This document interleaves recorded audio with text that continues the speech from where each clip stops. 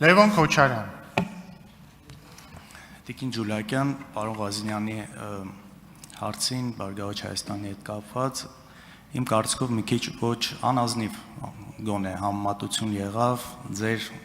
քաղաքապետի ավականու ընտրությունների հետ կապված եւ նաեւ Էջմիածնի ընտրությունների հետ կապված, երբ որ ասում եք 100 քանի ձայն մեզ էլ ապակասել, Հանրապետության կուսակցությանը 20 ձայն ապակասել, բան։ Գիտեք խնդիրը որ նոր Բարգավաճ Հայաստանին հենց այդ ձայն չէր պակասում, ինքը հավաքել էր այդ ձայները եւ այդ ձայները վերցվել են, գողացվել են իրենցից կոնկրետ գործողությունների արդյունքում եւ այն պատճառաբանությունը, որով այդ տեղամասերում ընտրությունները ճանաչվել են անվավեր տեղամասի, սա Բարգավաճ Հայաստանի մեղքը չէր, որևէ այլ կուսակցության մեղք չէր մասնակցող ուժի։ Այսինքն բանակի ուժ քվեարկության պատճառով, այսինքն կարծում եմ այստեղ ճիշտ չէ համեմատությունը, մանիպուլատիվ է այս համեմատությունը անելը եւ սրա մասին ենք խոսում ու այո, այդ գործողության արդյունքի, այսպես շահառուները քաղաքացիական պայմանագիրն է, մեծ հաշվով մեզ եւ ուժեղ Հայաստանին 1 մանդատ ավելը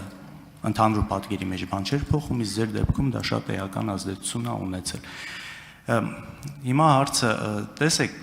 իսկապես կարևոր է ու գնահատելի է, երբ որ քննադատում եք անձնական տվյալների հետ կապված այն խնդիրները, որը կա, թե վերջին գործով, թե նաև հարց եղավ տեսանյութերի հետ կապված։ Հիմա արդյոք խնդիր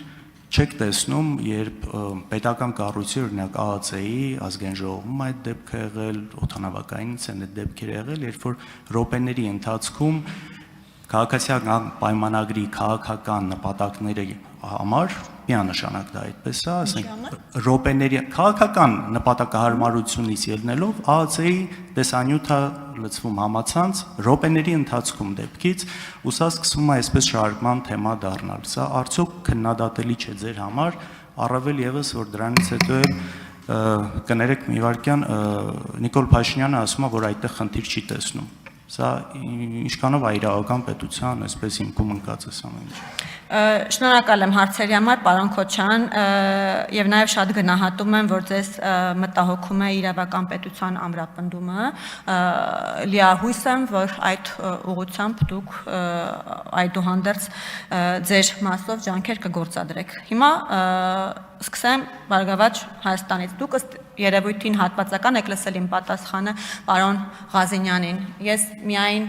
թիմերի հետ համեմատական չէի տանում։ Ես այնտեղ ասում էի, որ երբ ընդդիմությունը որոշում է ընտրությունները դելեգիտիմացնելու նպատակով խառը կրակահերթեր արձակել, երբեմն այնպես է ստացվում, որ զոհվում է ձեր զինակիցը։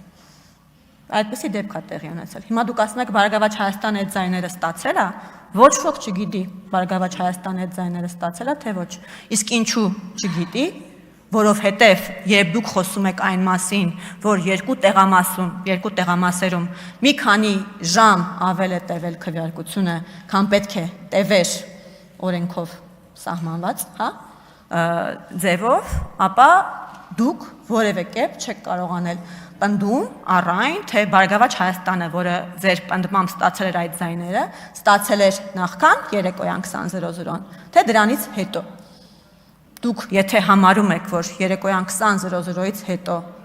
տեղի ունեցած քվեարկությունը եղել է ապօրինի, եւ դուք չեք կարող ասել երեկոյան 20:00-ից հետո Բարգավաճ Հայաստան կուսակցությունը ինչքան ձայն է ստացել, հետեւաբար որևէ պնդում ձեր կողմից առայն, որ այդ ձայները ստացվել էին Բարգավաճ Հայաստան կուսակցության կողմից նախքան 20:00-ն, պարզապես հիմնազուրկ է։ Որևէ մեկը դա չգիտի։ Մինչև 20:00 են եղել այդ ձայները տրվել, թե ոչ։ Իսկ հարցին, թե արդյոք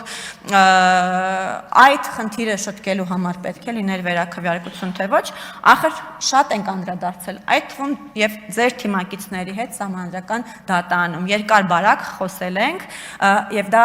մեր դիրքորոշումը չի, որ եղել է, որ այլևս այն բանից հետո, երբ ձեր արձակած կրակահերթերի հետևանքով անվավեր է ճանաչվում 3 տեղամասի արդյունքներ, որոնցից միայն 2-ի անվավեր ճանաչումն է, որ դուք վիճարկում եք, որևէ մեկը արդեն չի կարող ասել, որ այդ տեղամասերում այլևս կարող է իրավիճակ փրկվել վերաքվեարկություն նշանակելով, հակառակը, ասվում է հակառակը, որ այլևս չի կարող այդտեղ վերաքվեարկություն լինելու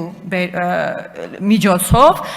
ընտրությունների հավասարության սկզբունքը պահպանել եւ շտկել այն իրավիճակը, որը եղել է։ Այդտեղ արդեն իսկ որևէ բան, այդ երբեմն արդեն զգում եմ գործընկերների կողմից մի քիչ քմծիծաղով ասվում է տակտիկական քվեարկություն տերմինն է օգտագործվում, դա մեր տերմինը չէ, Վենետիկի հանձնաժողովի տերմինն է, բայց դա պրակտիկա է, որը կա։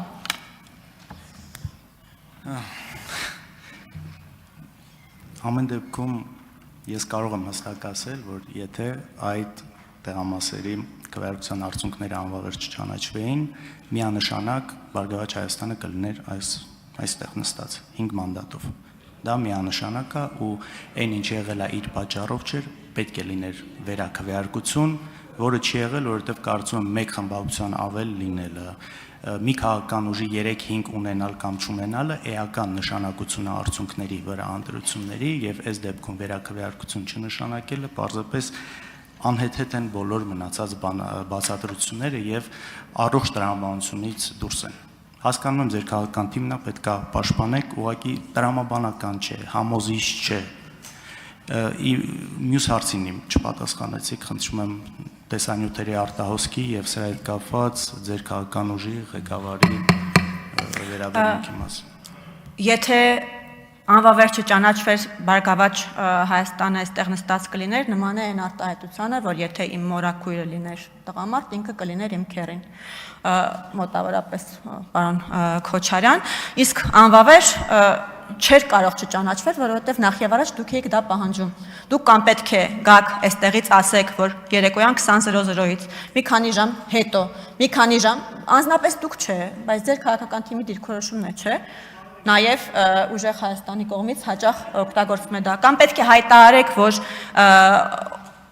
օրենքի խախտում չի եղել երեկոյան 20:00-ից հետո